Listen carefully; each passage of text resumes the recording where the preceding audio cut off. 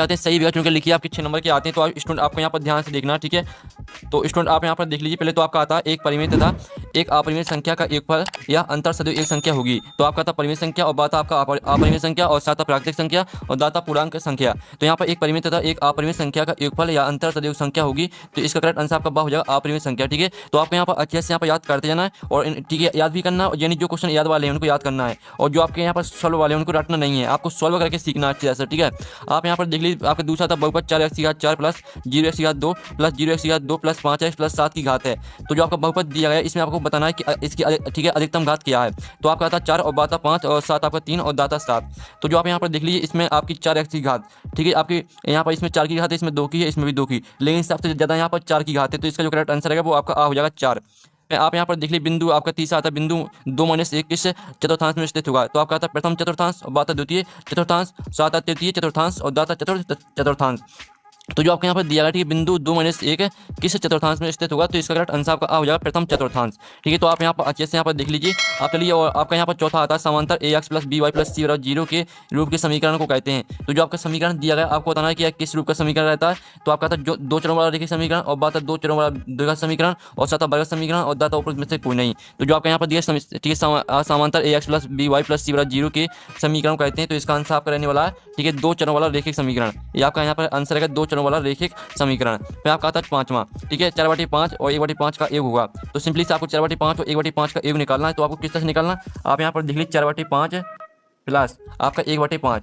तो स्टूडेंट आप यहाँ पर देख लीजिए आपको भिन्न कर देना है, यहाँ पर नीचे आपका 5 आ जाएगा, ठीक है। फिर आप यहाँ पर देख लीजिए आपका यहाँ पर 5 का भाग 5 में देंगे तो 1 आएगा, 1 गुणा आप 4 में करेंगे तो आपका यहाँ पर 4 आ जाएगा और यहाँ पर आपका 1 आ जाएगा। तो 5/5 आ जाएगा। तो जो आपका आंसर रहेगा वो आपका 1 निकल के आ जाएगा, ठीक है। तो इसका जो करेक्ट आंसर रहेगा वो आपका 1 हो जाएगा। फिर आप यहाँ पर देख लीजिए आपका 6 माता 729 की घात 1/3 का मान है। तो जो इसका मान रहेगा वो आपका 9 हो जाएगा, ठीक है। इस तरह से आपके यहाँ पर हो जाते हैं सही विकल्प कंप्लीट। अब चलिए स्टूडेंट आपके यहाँ पर प्रश्न 2 आता है रिक्त स्थान की पूर्ति कीजिए। आपके 6 नंबर के आते हैं। तो पहला था रेखीय बहुपद में चर की अधिकतम घात दोनों होती है। तो यहाँ पर रेखीय बहुपद में चर की अधिकतम घात, ठीक है, 1 होती है। तो इसका आंसर आपका क्या रहेगा, इसका आंसर आपका 1 हो जाएगा। तो आपको यहाँ पर अच्छे से यहाँ पर याद कर लेना, ठीक है। रेखीय बहुपद में चर की अधिकतम घात 1 होती है। फिर दूसरा था बहुपद 5x प्लस 2 का शून्य डॉट डॉट है। तो आपका इसका जो शून्य निकालना है आपको, ठीक है। तो आपको शून्य निकालने के लिए क्या करना है, आपको सिंपली से आप यहाँ पर देख लीजिए 5x प्लस, ठीक है, 2 बराबर आपका 0। तो आप यहाँ पर देख लीजिए ये आपका यहाँ पर आपका 2 साइड जाएगा तो -2 आ जाएगा और जो आपका 5 गुणाम है तो आपका बटे में चला जाएगा। तो -2/5 आपका शून्य का जाएगा, ठीक है। तो इसका जो आंसर रहेगा वो आपका -2/5 आंसर रहेगा। फिर आपका आता है तीसरा, ठीक है, बहुपद x की घात 3 है -x की घात 2 प्लस 1 में x2 का गुणांक है। तो आपको x2 का गुणांक बताना है। तो आप यहाँ पर देख लीजिए इस आगे आपका x2 के आगे माइनस लगा है। तो इसका जो गुणांक रहेगा वो आपका -1 हो जाएगा, ठीक है, -1 आपका इसका आंसर रहेगा। फिर आप यहाँ पर देख लीजिए आपका चौथा था भाज्य बराबर भाजक गुणे भागफल प्लस शेषफल। तो शेषफल आपका इसका आंसर रहने वाला है। फिर जो आपका यहाँ पर आता है 5वां मूल बिंदु के निर्देशांक दोनों होते हैं। तो मूल बिंदु के निर्देशांक होते हैं आपके 0 0, ठीक है। फिर आपका आता है 6वां 5 -3 -2 प्लस 2 प्लस 2। तो इसको आप यहाँ पर हल करेंगे तो जो इसका आंसर रहेगा वो आपका 4 निकल के आएगा, ठीक है। तो इस तरह से आपके यहाँ पर रिक्त स्थान कंप्लीट हो जाते हैं। अब चलिए आपके यहाँ प्रश्न 3 आता है 70 का चयन करके लिखिए। आपके 6 नंबर के आते हैं। तो पहला था रेखीय बहुपद की घात 1 होती है। तो जो आपका पहला रहेगा स्टूडेंट वो आपके यहाँ बिल्कुल यहाँ पर 7 रहने वाला है, ठीक है स्टूडेंट। पहला आपका यहाँ पर 7 रहेगा।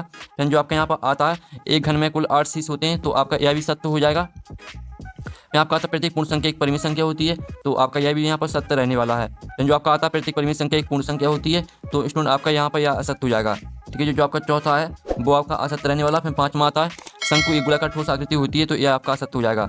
फिर जो आपके यहाँ पर आता है 2 चरों वाले रेखीय समीकरण के आप परिमित रूप से अनेक हल होते हैं। तो आपका स्टूडेंट यहाँ 7 रहने वाला है। तो इस तरह से आपके यहाँ पर जो 7 असत्य है वो हो जाते हैं कंप्लीट।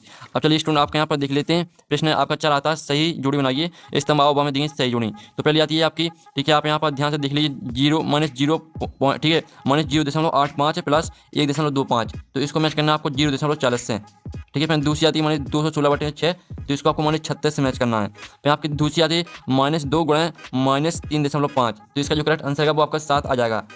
फिर आपका आता है, ठीक है, -7.5 प्लस 4.5। तो इसका जो आप घटाएंगे तो -3 इसका आंसर आएगा। फिर आपका आता है 5/4। तो इसका जो आंसर रहेगा 5/4 का इसका आंसर रहेगा 1.25, ठीक है। आपका 5वें का आंसर हो जाएगा। फिर जो आपका 6 आता 2.4/10। तो 10 का भाग आप 2.4 में देंगे तो इसका आंसर आपका 0.24 आ जाएगा, ठीक है। तो इस तरह से आपकी जो सही जोड़ी मैच हो जाती है। साथ ही हमने यहाँ पर नंबर लिख दिए कौन में वो कौन सी मैच करनी है। तो आप यहाँ पर देख लीजिए। आप प्रश्न 5 आपका यहाँ पर देख लेते हैं। एक शब्द वाक्य में उत्तर दीजिए, ठीक है। पहला था 8 7 5 2 में संख्या 5 का स्थानीय मान क्या है। तो जो आपका 5 का इसका स्थानीय मान रहेगा वो आपका 50 हो जाएगा, ठीक है, क्योंकि आप यहाँ पर देख लीजिए 5 के आगे आपका 2 लिखा है, यानी जिस संख्या का आपका स्थानीय मान निकालना पड़ता है उसके आगे जितनी भी संख्या रहती है उतनी जीरो लगा देते हैं। तो आप यहाँ पर देख लीजिए इसका आपके यहाँ पर एक संख्या आगे है तो इसमें आपका एक जीरो आ जाएगा, तो 5 का स्थानीय मान आपका 50 हो जाएगा। मैं आपका आता है रेखीय बहुपद की घात क्या होती है, तो रेखीय बहुपद की घात आपकी 1 होती है।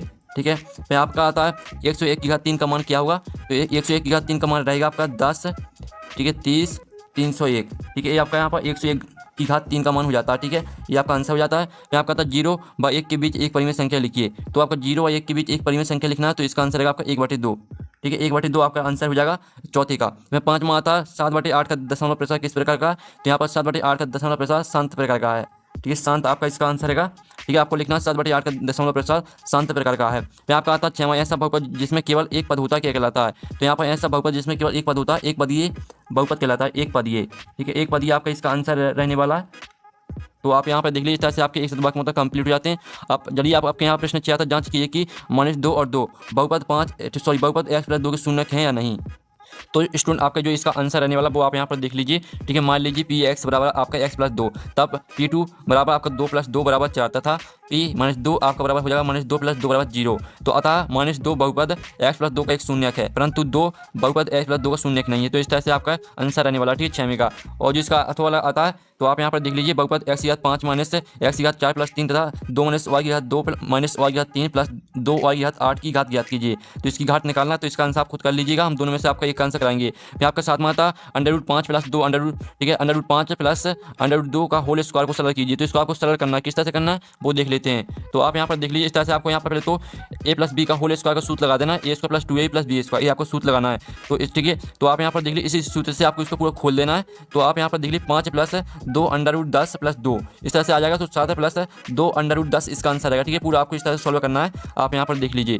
अब चलिए आपके यहाँ पर जो इसका था यदि ऐसी 2 संख्याएं लिखी जिनकी दशमलव प्रसार अनौसानी एवं आवर्ती हैं, तो इनका आंसर आपको खुद करना है। ठीक है, हम दोनों में से आपको एक आंसर कराएंगे। फिर आपका आता है 1/√2 के हर का परिमेयकरण कीजिए। तो जो इसका आंसर है वो हम यहाँ पर देख लेते हैं। तो स्टूडेंट आप यहाँ पर देख लीजिए इसका जो आंसर रहेगा 1/2 ठीक है, √2 से अंश व हर में गुणा करने पर। ठीक है, √2 से अंश व हर में गुणा करने पर, तो इस तरह से आप यहाँ पर देख लीजिए 1/√2 और 2 ठीक है, तो इस तरह से आपको गुणा कर देना है। तो आप यहाँ पर देख लीजिए जो इसका आंसर रहेगा वो आपका √2/2 आपका आंसर हो जाएगा। ठीक है, तो इस तरह से आपको इसको हल करना है। फिर आपका यहाँ पर देख लेते जो इसका अथवा आता है, तो अथवा भी आप यहाँ पर देख लीजिए, इसमें भी आपका हर का परिमेयकरण करना है। फिर आपका आता है 8/15 को 2 ठीक है 8/15 को 2/3 से भाग दीजिए।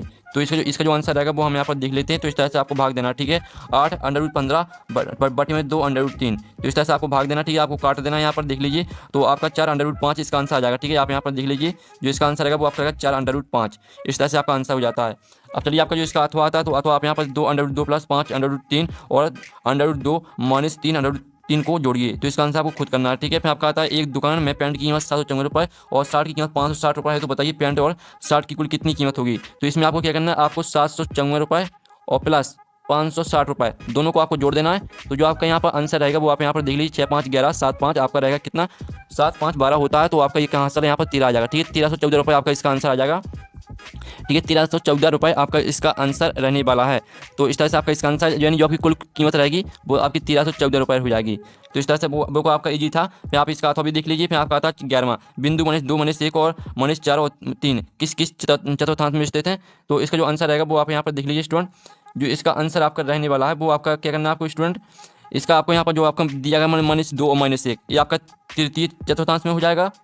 और जो आपका दिया -4 और 3, ठीक है, -4 और 3 आपका प्रथम में हो जाएगा।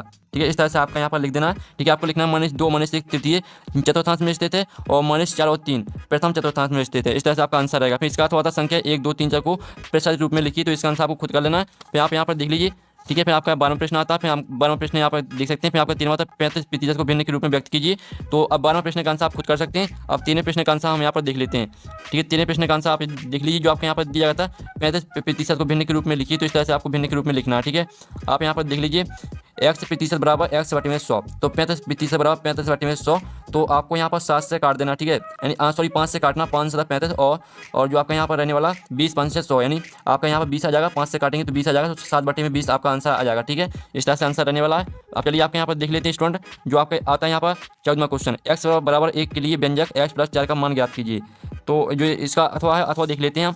तो आपका इसका अथवा आता है ठीक है। यदि सरिता की वर्तमान आयु y वर्ष है तो आज से 5 वर्ष उसकी आयु क्या होगी। तो इसका आंसर आप यहाँ पर देख लीजिए। इसका आंसर है सरिता की वर्तमान आयु y वर्ष है तो 5 वर्ष बाद सरिता की आयु y + 5 वर्ष हो जाएगी। ठीक है, ये आपका आंसर है, बहुत सिंपली सा है, कोई कठिन नहीं है। ठीक है, इस तरह से आपको यहाँ पर आंसर करना है।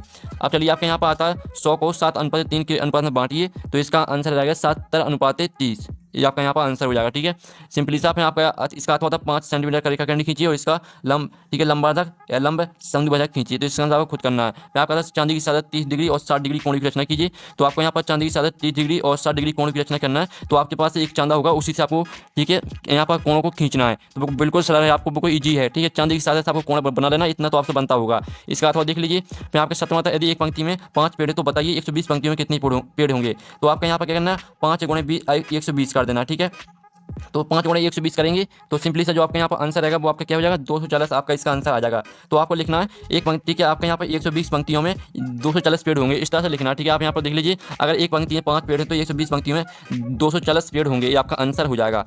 अब चलिए आपके यहाँ पर आता है इसका, अथवा कोई 4 वृत्ताकार वस्तु को उदाहरण लिखिए। तो इसका आंसर आपको खुद करना है। फिर आपका आता है 18वां √3 माइनस √5 को, ठीक है, √5 और √5 + √3 को सरल कीजिए। तो इनको आपको सरल करना है। तो किस तरह से करना है वो हम यहाँ पर देख लेते हैं।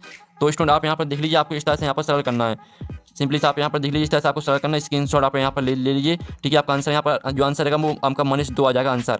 अब चलिए स्टूडेंट आपका यहाँ पर इसका जो अथवा आता है √5 + √2 का होल स्क्वायर को सरल कीजिए। तो इसका आंसर आपको खुद करना है। फिर आपका 3/5 और 4/5 के बीच 3 परिमेय संख्या ज्ञात कीजिए। इसका अथवा आता है 3 और 4 के बीच 6 परिमेय संख्या ज्ञात कीजिए। तो जो इसका अथवा है जिसमें आपको 6 परिमेय संख्या निकालना है, तो जो इसका आंसर है वो हम यहाँ पर देख लेते हैं। तो आप यहाँ पर देख लीजिए, इस तरह से इसको आपको हल करना है। ठीक है, पहला विधि यहाँ a = 3, b = 4, n = 6। ठीक है, इस तरह से आप यहाँ पर देख लीजिए 3 और 4 के बीच 6 परिमेय संख्या होंगी। तो इस तरह से पूरा आपको हल करना है। ठीक है, आप स्क्रीनशॉट लेते चलिए। तो इस तरह से पूरा आपका यहाँ पर आंसर आप यहाँ पर देख लीजिए 3 और 4 के बीच 6 परिमेय संख्या 22/7, 23/7 और 24/7, 25/7, 26/7 और 27/7 ये आपकी हो जाएंगी परिमेय संख्याएं। अब चलिए स्टूडेंट आप यहाँ पर देख लीजिए, आपका 20वां प्रश्न आता है जिसमें आता है सत्यापित कीजिए कि 2 और 0 बहुपद x का 2 - 2x के शून्यक हैं। तो जो इसका आंसर रहेगा वो हम यहाँ पर देख लेते हैं। तो आप यहाँ पर देख लीजिए, ये आपका इसका आंसर। तो जल्दी से आप यहाँ पर स्क्रीनशॉट ले लीजिए। अब चलिए स्टूडेंट आपके यहाँ पर देख लेते हैं, आपके 21वां क्वेश्चन आता है और 22वां और 23वां। तो जो आपके 21वां, 22वां, 23वां इनका आंसर आपको टेलीग्राम ग्रुप में मिल जाएगा और लिंक वीडियो के डिस्क्रिप्शन दी गई है। और पेपर का PDF डाउनलोड करना चाहते हैं तो उसकी लिंक भी वीडियो की डिस्क्रिप्शन दी गई है। ठीक है, तो हम यहाँ पर नेक्स्ट वीडियो में, थैंक्स फॉर वॉचिंग।